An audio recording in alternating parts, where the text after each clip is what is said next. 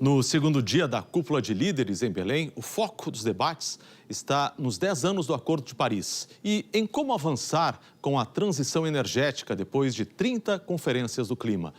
Como trocar os combustíveis fósseis por energias renováveis e limpas? São os últimos momentos da cúpula de líderes antes do início oficial da COP30 na segunda-feira. O Tiago Eltz está lá no pavilhão, traz os detalhes para a gente. Tiago, uma boa tarde para você, bem-vindo ao JH. Conta tudo para a gente, o que está acontecendo agora, que já está se encaminhando para o fim a cúpula de líderes e a COP30 na segunda-feira começa. Eu Covali aqui, boa tarde para você, boa tarde a todos, bem-vindos a exatamente esse pavilhão, o famoso Blue Zone, ou Zona Azul, em bom português, esse local onde estão se concentrando, hoje bem mais movimentado aqui, inclusive, né? As autoridades, nós vamos dar uma voltinha aqui mostrando para vocês esse portão, essa porta aqui onde estamos, porque daqui para lá só líderes, presidentes e autoridades, pessoal das comitivas, né? Eu estou mostrando essa porta exatamente porque dentro dessa sala que você está vendo ali, Leaders Round Table, escrito ali em inglês também, é onde aconteceu agora a reunião com um dos assuntos mais importantes dessa COP. Como ali que acabou de citar, transição energética. O que é isso, né? É a gente tentar migrar de um planeta que é movido a petróleo, combustíveis fósseis, carvão, para um planeta movido a energia limpa. A gente está falando de quê? De luz solar, de energia eólica, de biocombustíveis, combustíveis que não poluem o planeta e que são renováveis. Então, esse assunto foi discutido ali entre os líderes. Na semana que vem a gente vai ouvir falar muito disso. Quando começar a COP diplomática para valer, é indispensável a transição desses combustíveis fósseis para energias limpas para o objetivo de manter o aquecimento limitado a 1,5 ou tentar controlar o máximo possível isso. E aí nessa reunião, o presidente Lula comandou essa reunião e fez um discurso. E aí ele estava falando sobre a necessidade exatamente de abandonar os combustíveis fósseis, falou sobre a oportunidade de usar o lucro desses combustíveis fósseis para patrocinar a transição energética e disse que o Brasil vai lançar um fundo para fazer isso. Ele não detalhou esse fundo, nem citou o caso que revoltou ambientalistas recentemente. O Brasil autorizou a perfuração e exploração de petróleo, a perfuração de poços de petróleo perto da foz do Rio Amazonas. Então, a gente está tentando entender, o presidente não deu detalhes práticos de como seria esse fundo. E o dia começou cedinho hoje com, olha só, uma foto de família. Dá uma olhada na reportagem. Num evento que tenta unir intenções para salvar o planeta, pelo menos a foto teve todos alinhados. É o que, no jargão de eventos de líderes mundiais, se chama foto de família. Nesse caso, o apelido pode vir a calhar. Às vezes é difícil mesmo equalizar os desejos e obrigações de todos numa família grande. Quase 100 chefes de Estado e autoridades estavam na foto de hoje. O presidente Lula ficou entre o secretário-geral da ONU, Antônio Guterres, e o governador do Pará, Hélder Barbalho. Eu passo a palavra. Pouco depois das 11 horas, Lula abriu a sessão temática sobre transição energética. Lula destacou a importância dos minerais críticos para a produção de energia e alta tecnologia. O Brasil tem a segunda maior reserva de terras raras, atrás apenas da China, que domina a produção mundial hoje e está na mira de Donald Trump. É impossível discutir a transição energética sem falar dos minerais críticos essenciais para a confecção de baterias, painéis solares e sistemas de energia. Para gerar emprego e renda e gozar de segurança energética, os países em desenvolvimento precisam participar de todas as etapas dessa cadeia global de valor. Lula pediu financiamento para projetos de transição energética no sul global e falou sobre a criação de um fundo brasileiro, mas não deu detalhes. Parte dos lucros com a exploração de petróleo para a transição energética permanece um caminho válido para os países em desenvolvimento. O Brasil estabelecerá um fundo dessa natureza para financiar o enfrentamento da mudança do clima e promover justiça climática. Olha, esse fundo, então, que o presidente se referiu aí, que você ouviu, não é o TFFF, fundo capitaneado pelo Brasil, fundo das Florestas, né, capitaneado pelo Brasil, que de ontem para hoje já recebeu aí o compromisso de países que vão doar ao todo mais de 5 bilhões de dólares, Noruega à frente, mais de 3 bilhões de dólares exatamente, Brasil e Indonésia, cada um com 1 bilhão de dólares para esse fundo que pretende pagar países que têm e mantiverem a floresta de pé. Agora, hoje à tarde, ali naquele corredorzinho também, a gente vai ter uma discussão sobre os 10 anos do Acordo de Paris. E aí vai se falar sobre os compromissos. Vai ser importantíssima essa discussão aqui, que os países vão adotar a partir de agora, depois de falharem nos compromissos do Acordo de Paris, a partir de agora, os novos compromissos que os países vão adotar para redução de gases poluentes, de gases do efeito estufa. Kovalik.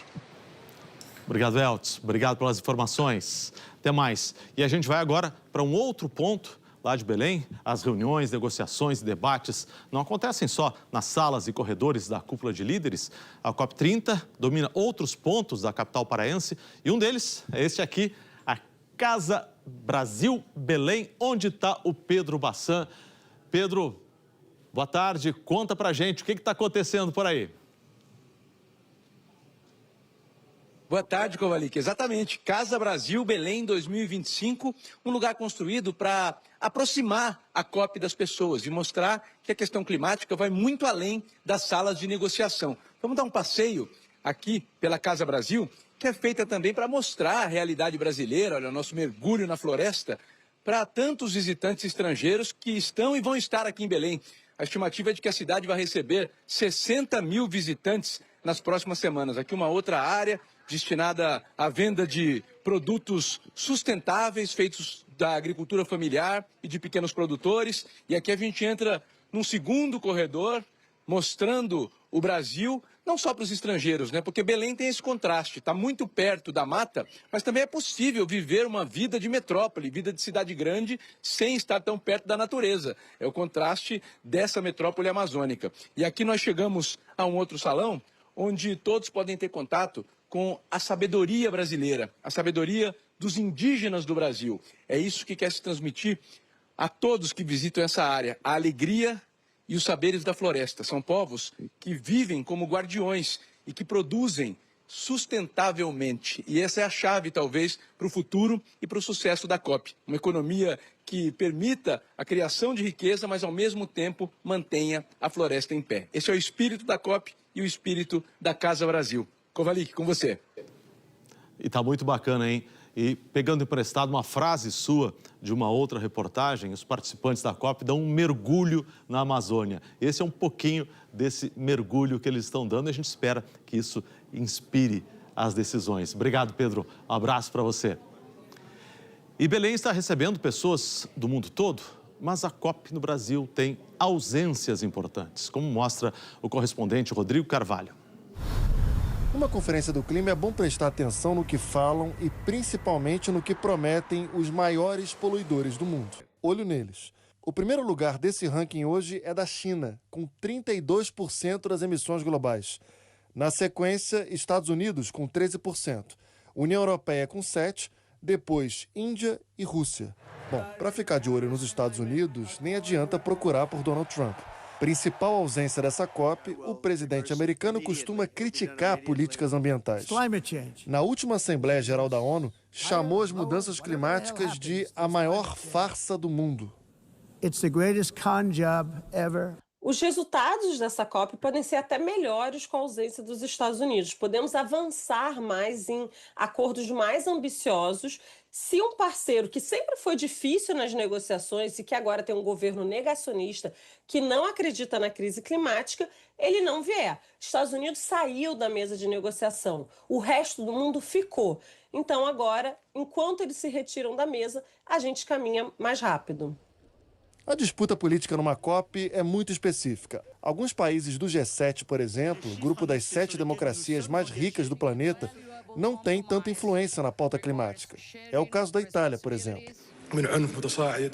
Por outro lado, países como a Arábia Saudita, um dos maiores produtores de petróleo do mundo, com poder de travar negociações, tem muita relevância.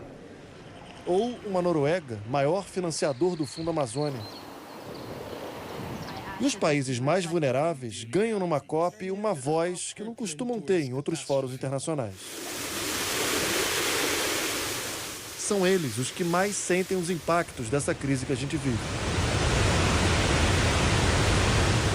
A meta global para o chamado financiamento climático, dinheiro dos países ricos para os mais pobres se adaptarem a essa realidade, é de 300 bilhões de dólares por ano até 2035. Mas isso no papel. Em 2023, o financiamento real foi de apenas 26 bilhões. É isso, também isso, que está em jogo em Belém. Para organizar essa disputa de poder com características tão únicas, as conferências do clima têm sempre uma presidência. Não deve ser um trabalho fácil, imagina. Para entender como que se administra esses interesses todos num evento tão relevante para o nosso futuro, o jornal hoje entrevistou o presidente da COP26, o britânico Alok Sharma. Hearing no objections, it is so decided. Foi ele que, ainda na esteira da pandemia, em 2021, comandou a Conferência do Clima em Glasgow, na Escócia. The role of the COP president is to be the shepherd in chief. O presidente da COP é o líder, reúne quase 200 países para chegar a um consenso. É o momento do ano em que os maiores emissores se sentam diante dos menores emissores, os mais afetados pelas mudanças climáticas. Apesar desse sistema ter imperfeições, ele funciona. Gostaria que o Brasil mostrasse ao mundo que o multilateralismo ainda funciona. Apesar da resistência que enfrentamos de alguns países, muitos outros estão dispostos a se unir e enfrentar a crise climática.